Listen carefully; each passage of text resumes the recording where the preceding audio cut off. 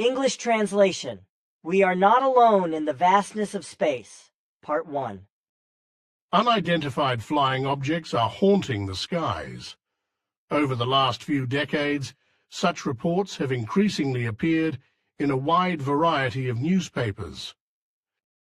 And indeed, the time has finally come for the human beings of planet Earth to think seriously about this and about the role of their blue planet and themselves.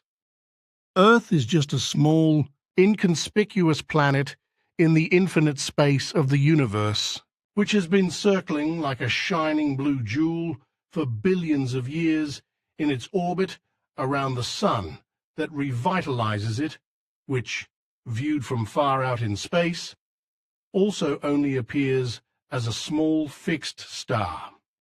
A sun that is inconspicuously located in the outer reaches of the galaxy that the inhabitants of planet Earth call the Milky Way, which in turn is just one galaxy among billions of other galaxies in all of universal space.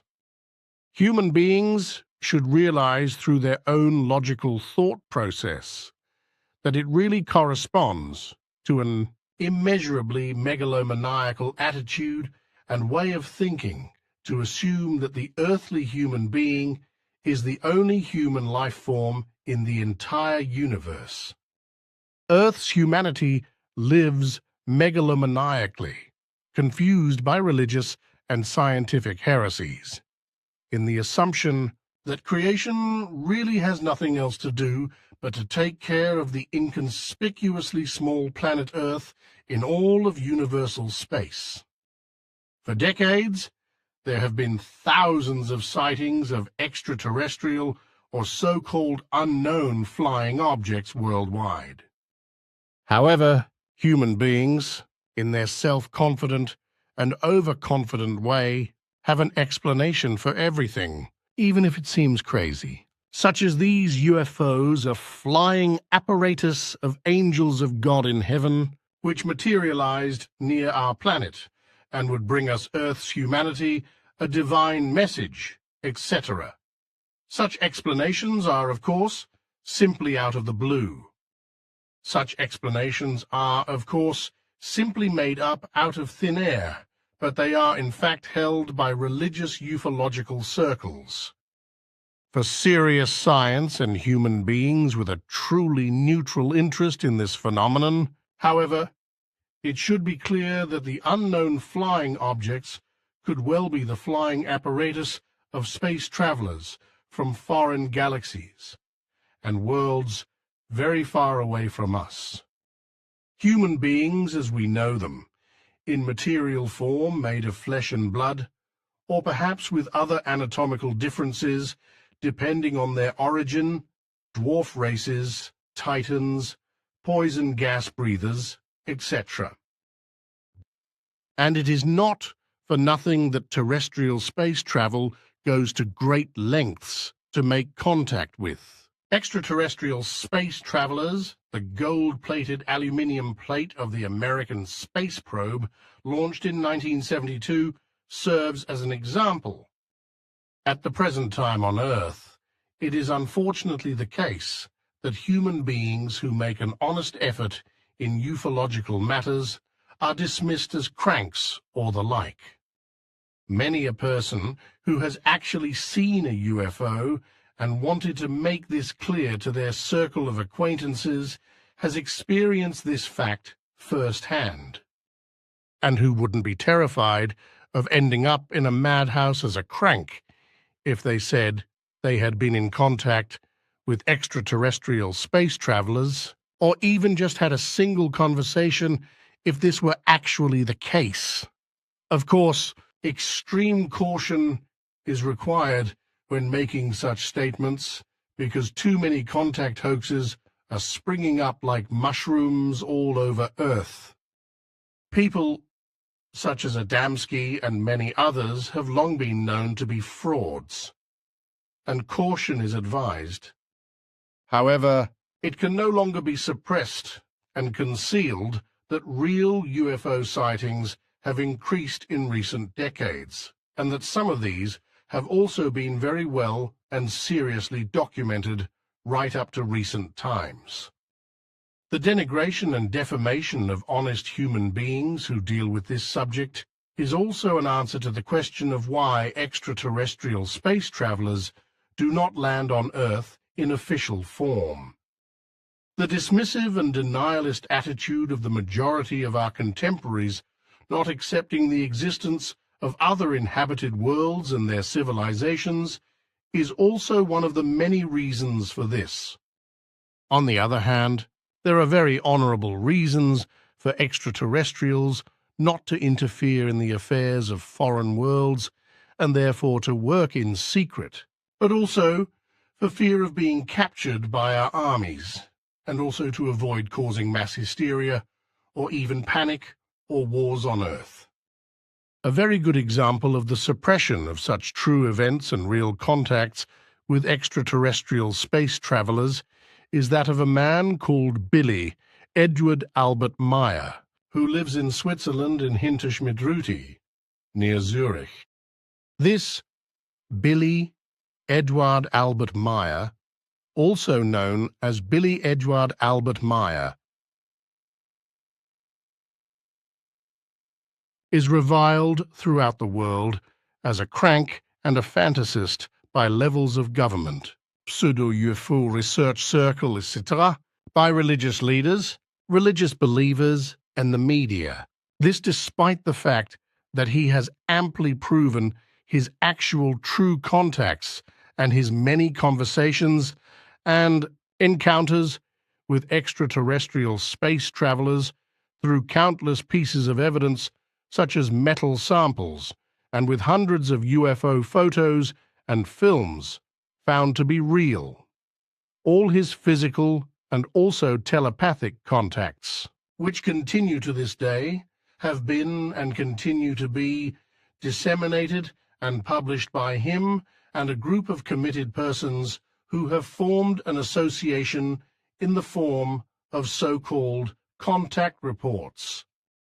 This free interest group Universal, which was formed around Billy Meier, consists of free searching and researching human beings from all walks of life who have set themselves the goal of spreading the truth about Billy Meier's contacts and educating humanity about these things.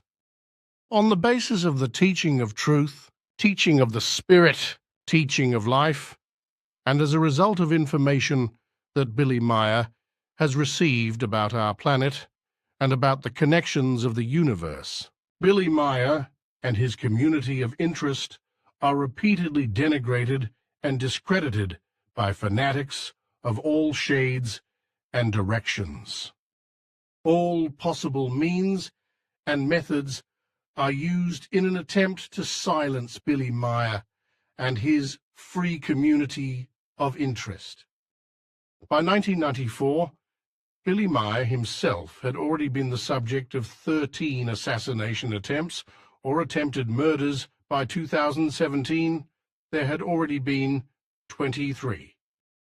In 1992, following the publication of various books on Billy Meier in America, Japan and Italy, etc., a German-language book entitled Und sie fliegen doch, was also published in Munich, Germany, after years of struggle, in which the events surrounding Billy Meier and his true contacts with extraterrestrial space travelers are explained clearly and comprehensibly. It was written by one of his longtime friends and member of the Freie Interessengemeinschaft Universelle, the former teaching and school headmaster Guido Moosbrugger. The book is available from the FIGU, Simja, Say Silver Star Center, Hinterschmidruti, 1225, 8495, Schmidruti, Switzerland Note. The book was completely revised and greatly expanded in 2012.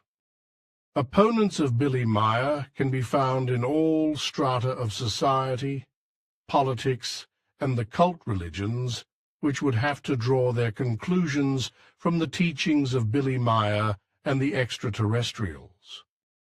After all, what would happen to all our religions if extraterrestrials from the depths of space were to officially land here and declare to Earth's humanity that we are the only human life form known to them that is vehemently involved with cult religions and cults of gods and idols in a delusional and unrealistic way, and is bound to them in a confused belief? Billions of other worlds would only know an almighty creation above them, in which and with whose laws and recommendations they would live in reverence for nature. Now would be the time to curb all the ridicule and laughter that is generally leveled at human beings who think deeply about such things. It would be time to realize what undreamt of horizons would open up for earthly humanity if it were given the opportunity to be integrated as a united humanity into a federation of interplanetary vastness, in which the planetary peoples would stand by each other in all possible problems and humanity's concerns through mutual teachings and advice in mutual evolutionary help. However, as is so often the case, all of this requires a certain amount of rethinking and openness towards the unknown on the part of Earth humans. For one thing is becoming increasingly clear in the earthly sky: we are not alone in the vastness of the endless space of the universe. Hans-Georg Lanzendorfer, Switzerland. We are not alone in the vastness of space, Part 2. A description of the facts surrounding the real contact man, Billy Edward Albert Meier, and his contacts with extraterrestrial space travelers. There is nothing special about the small village of Schmidruti. Nestled close to a mountainside, it is seemingly insignificant. The path to Hinterschmidruti leads past the Freihof. The only restaurant passes the Schmidrutiwald forest and the timber yard and leads almost seamlessly into the Hinterschmidruti farmstead. But only almost, because the sudden lush variety of plants and the aviary with the small white statues in front of it is striking. The small pond, surrounded by dwarfs and coloured stones, into which a trickle of water splashes, cannot remain hidden from the curious eyes of the visitor. At first glance, this place seems to have nothing unusual about it. But appearances are gayvolt deceptive. Hinterschmidruti is the headquarters of the FIGU, the Freie Interessengemeinschaft Universelle, a centre, unique of its kind in the entire world, the starting point of great knowledge and creational life teachings. Billy Edward Albert Meier lives here, far away from his nearest neighbours. According to his own statement, he is currently the only human being on Earth who is also in physical and telepathic contact with extraterrestrial beings. These extraterrestrial contact persons are spacefaring human beings from a planet in the Pleiaren star cluster. According to them, they call their home planet Erra, which, together with 3 other inhabited planets in their solar system, revolves around their sun, called Teget. Billy Meier no longer speaks to the many visitors from all over the world himself. This work is done for him by the members of the Free Interest Group, which was founded by Billy Meier in 1975. Only very rarely and only at very special moments does he talk to a few visitors in person. Most people, that is to say, visitors, just want to know the latest news about the UFOs and scour the slopes above the farm in the hope of discovering a tiny piece of a spaceship somewhere and taking it home as a souvenir. Some of these visitors, for example, have literally cleared away the numerous small glass stones that used to adorn the fairy tale pond in front of the house. If a flock of birds flies past somewhere or the washing machine roars through the corridor, the buzzing of a spaceship is immediately assumed to be behind it. If an aeroplane flashes in the sky over Hinterschmidruti at night, the eager stargazers have definitely seen a UFO. The extraterrestrials have to be used at every opportunity. What's more, many visitors to the center still can't help but regard Billy Meier as some kind of master, guru, idol, or chosen one. Such unreasonable and primitive behavior on the part of human beings unfortunately drags everything into ridicule and is anything but helpful to the community of interest, which deals with these matters objectively and seriously. For this reason, and also to guarantee Billy his privacy, the members of the community of interest have taken over the visitor services, much to the chagrin of the many better and special visitors who are keen to speak to Billy Meier himself. For the members of the Figu, it is not the highly developed spaceships of the Plejaren or those of their allies from other worlds that are of particular interest, but much more the spiritual teaching, which is also the teaching of extraterrestrial human beings. A UFO, or beamship, is merely the means of transport of the Plejaren or any other extraterrestrial intelligence. A means of transport such as a car, a railway, a bicycle, or an aeroplane on Earth. After all, such things are also not the subject of evening-long discussions.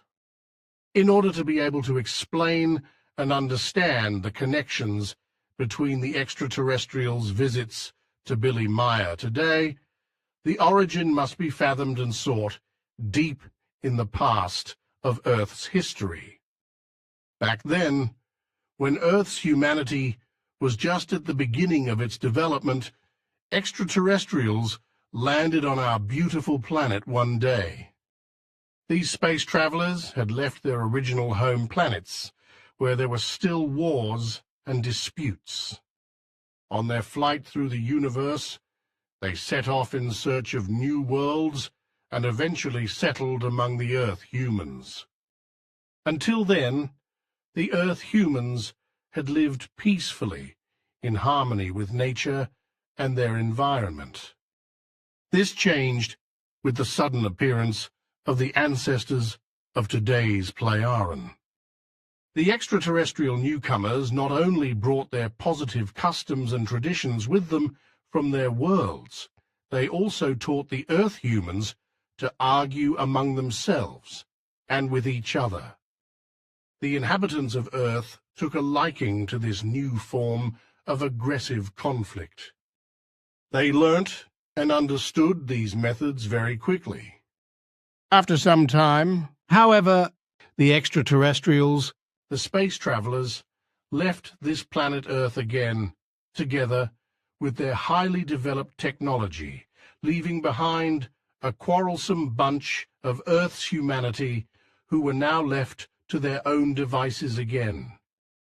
Today's descendants of the original Plejaren ancestors are appalled by the behavior of their ancestors. They want to re-establish in the minds and senses of human beings the ideas and knowledge that were deliberately misdirected by the influence of their overconfident early ancestors some 400,000 years ago, but without any coercion and therefore without the use of force. This sense of responsibility is also the reason for their indirect help for Earth's humanity today. The teaching of the Plejaren, which is the teaching of the Spirit, and also the teaching of Billy Meier, who passes it on, sounds reasonable, logical, and easy to understand and comprehend for everyone. But human beings complicate everything.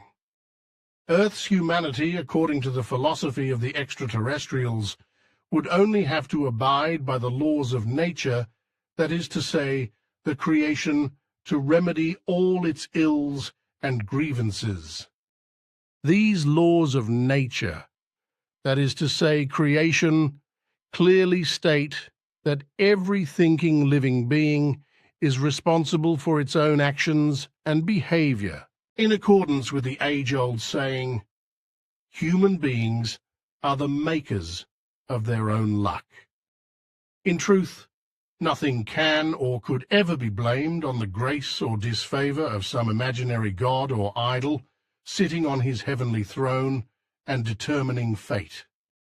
Human beings are solely responsible for shaping their own lives with their own thoughts, understanding, reason, and consciousness. The much-vaunted biblical God himself, together with his sub-gods and auxiliary gods, was always only a human being who, in authoritative times, rose to become a tyrant in a dictatorial and power-hungry form. With highly developed technical means and possibilities, he and his helpers succeeded in bringing earthly human beings under the yoke of their demands for humility and their violence in order to enslave, exploit, and oppress millions of them. The natural creational laws and recommendations have universal validity. Even the Pleiaren are bound by these universal laws of nature and creation. Thus they cannot simply intervene in the lives of one or more human beings or an entire people or planet in order to protect them from disaster or evil happenings. Every people and every world always has to live through its own development without being forcibly influenced from outside. This all-universe code of behavior applies in particular to peoples, planets, and worlds whose inhabitants have not yet become aware of intergalactic life. The extraterrestrials, in this case the Pleiaren, have only one means of exerting evolutionary influence, namely by sending thought impulses.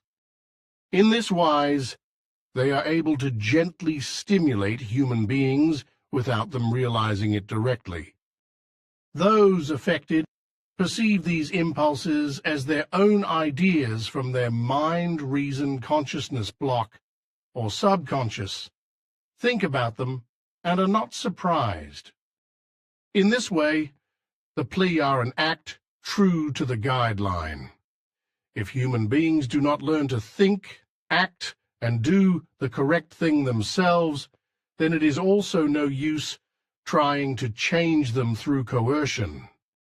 Human beings only gain knowledge and learn lessons from all things and issues when they fathom and decide everything for themselves through their own thought processes, and thus also learn to take responsibility. Billy Meier has already been a contact man for extraterrestrials on planet Earth in his previous lives. He was thoroughly prepared for his current work and task as a contactee during many previous incarnations. The Pleiaren, who are more than 20 million years ahead of Earth humans in their consciousness, spiritual evolution, have initiated him anew in every life as a messenger into everything he needs to know to fulfill his mission on Earth. It should also be noted, however, that he himself draws knowledge stored earlier from the memory banks and makes it his own again in each new life. This is also the explanation as to why Billy Meier is the only human being on Earth to have become a contact with the Pleiaren. Billy Meier had his first encounter with extraterrestrials at the age of 5, after he and his father had sighted a round disk above his home village of Bulach in 1942. After this experience, he was later called by an old extraterrestrial man named Svarth for a first contact. After Svarth was no longer able to maintain the contacts and teachings to the young Edward due to his age, the contacts were continued by a young woman named Asket. In later years, these contacts were replaced and continued by the Pleiaren Simya Se. In the years that followed, more and more contacts were made with many other contact persons such as Quetzal, Ptah, Manara, Plaga, Izados, etc. The Pleiaren have a life expectancy of around 1,000 years. However, time plays a very special role for them. Billy has also had his problems with this. For example, if we think of a period of perhaps 2 months, the Pleiaren reckon 2 years. Billy Meier usually receives notification of a contact by telepathic transmission. In earlier years, someone was allowed to accompany him until shortly before the agreed meeting point. A person whose reliability and friendly disposition had been carefully checked by the Pleiaren beforehand. The alien ship was protected against unwelcome observers by an energy shield. However, only Billy himself came into the immediate vicinity of one of their ships. His companions were only able to see or hear the whirring of the ship during the approach and departure of the flying apparatus. Since November 1989, the extraterrestrials have been visiting Billy Meier directly at the center in Hinterschmidruti. Between the 10th of May 1983 and the 21st of May 1984, Billy Meier wrote the book OM. This work is partly the result of telepathic cooperation with the Isesh Wish Shrut Ptah from the planet Era.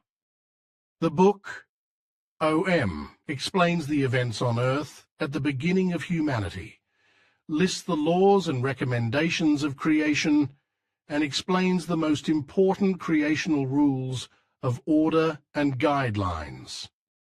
It is a book of knowledge and wisdom. It also explains the purpose and task of human beings in material and spiritual life. Various other publications have also been produced, thousands of pages of contact reports and writings on spiritual teachings, books and writings instructing on all forms of life organization, the doctrine of creation, and borderline and spiritual sciences. A magazine called Voice of the Aquarian Age is also published every 3 months. Billy Meier is supported by the FIGU, the Free Interest Group Universal. This is a venerable community with around 30 persons at its inner core. They are ordinary human beings who have a day job. They can therefore only devote themselves to working for the community in the evenings, during their free time, and at weekends. Billy Meier can firmly rely on the cooperation and cohesion of the members of this community. Visitors to the center, who come from all over the world, often have the most unusual wishes and requests. For example, they also always try to find out something about their past incarnations through Billy Meier. However, these are things and facts that Billy Meier generally keeps quiet about, because all too often such information has been misused. Reincarnation is a law of nature. Human beings should first learn to come to terms with their present life themselves. Only then, when he is able to understand the deeper connections of reincarnation and the knowledge of past incarnations is beneficial to him, can he endeavor to deal with these things. The majority of Earth's humanity, however, is only on the threshold of recognizing the rebirth of the spirit form in new material, fleshly human bodies in accordance with natural law. Doubters have made Billy Meier's life difficult time and again since the beginning of his mission. In the course of his life, he has repeatedly had to fight against harsh hostility. Many human beings initially rejected him vehemently and literally threw boulders in his path. However, this has changed over time, and many former critics now walk around the site in Hinterschmidruti in amazement at everything that has been created, as the farm was in ruins just a few years ago and was renovated and rebuilt by FIGU members in the sweat of their brows. Likewise, scientists have always dismissed Billy Meier as a crank and a fantasist. However, in order to prove that the Plejaren are real human beings from foreign worlds and not fictitious science fiction characters, the Plejaren Sim-Ya-Se brought pieces of metal from her home planet Era to Earth. These metal samples were to be analyzed in Switzerland for evidence purposes. However, the Swiss Federal Laboratories for Materials Science and Technology MPA in Dubendorf were not interested in carrying out an in-depth investigation once they had learnt the metal's place of origin. The Americans, on the other hand, were not so easily confused. They analyzed the metal samples and were astonished to discover very interesting things. For example, 4 different metals were found in alloyed form during the investigation. The metal had also not been liquefied and molded hot, as is usual in our country. The process, the scientists discovered, must have taken place when the metal was cold. The experts came to the conclusion that if humanity wanted to produce such an alloy, it would have to continue its technical development and research for another 150 years in order to be able to develop all the prerequisites for such an alloy. The results of this research have been recorded on a video film and are accessible to everyone. It is not only the Plejaren who are scientifically active on Earth. According to the Plejaren, there are another 8 races that are on Earth for study purposes. However, they all look like human beings.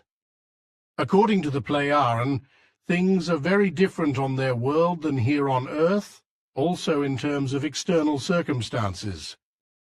They have not fought any wars for 53,000 years. Environmental pollution of any kind is absolutely unknown on the planet Era. Every inhabitant works 2 hours a day for the community. Apart from their enormous advantage in terms of intelligence, knowledge and spirituality, their needs and daily occupations are similar to those of human beings on Earth. Of course, the free community of interests also reaches the masses of Earth's humanity with public relations work. In lectures and publications of all kinds, such as newspapers, magazines, books and newsletters, or on the internet, etc., attempts are repeatedly made to draw the attention of human beings to certain topics and facts. For example, since 1953, Billy, and since 1975, also FIGU, have repeatedly drawn the attention of Earth's governments to the dangers of overpopulation. In 1993, more than 7,000 government agencies, radio and TV stations, newspapers, world organizations and various institutions, etc. around the globe were once again contacted to draw attention to this urgent problem and offers suggestions for solutions. In general, the multiple overpopulation of our Earth is considered to be one of the main problems to be solved most urgently, as the Plejaren repeatedly mention. There is hardly any evil in any form that has not been caused or continues to be caused by overpopulation, even if this might not appear to be the case at first glance. For example, the overexploitation of raw materials, environmental disasters, storms, and often also earthquakes and even volcanic eruptions can be traced back to the overpopulation of Earth's humanity, that is to say, to its machinations that disrupt and destroy the natural cycle. Even the dangers of dwindling ozone and the imminent threat of a hole in the ozone layer over the poles and the Earth in general were reported to the relevant authorities by Billy Meier as early as 1975. As usual, however, without any success or reaction. Despite the many facts and incidents and the countless proofs of the true existence of the extraterrestrials, the Plejaren, the members of the free interest group, are ridiculed and laughed at as cranks and fantasists. But the Simya Silver Star Center is unanimous in its opinion. Those who laugh at us today will one day see what they were really laughing at, their own low intelligence. For a long time, Billy Meier was no longer able to write down the contact conversations with his extraterrestrial friends due to an accident. Since the 19th of November 1989, however, this has changed again, and after a long break in contact with the extraterrestrials, official contact with Billy Meier was resumed, also because his health had recovered to such an extent that he was able to write down the contact conversations again. However, it will probably be some time before Earth's humanity is able to recognize the true task and the true background to the mission of Billy Edward Alba Meier and the free community of interests. Because, as the old saying goes, one fact has also proven to be true for Billy Meier. The prophet is nowhere so little valid as in his own country. Hans-Georg Lanzendorfer, Switzerland.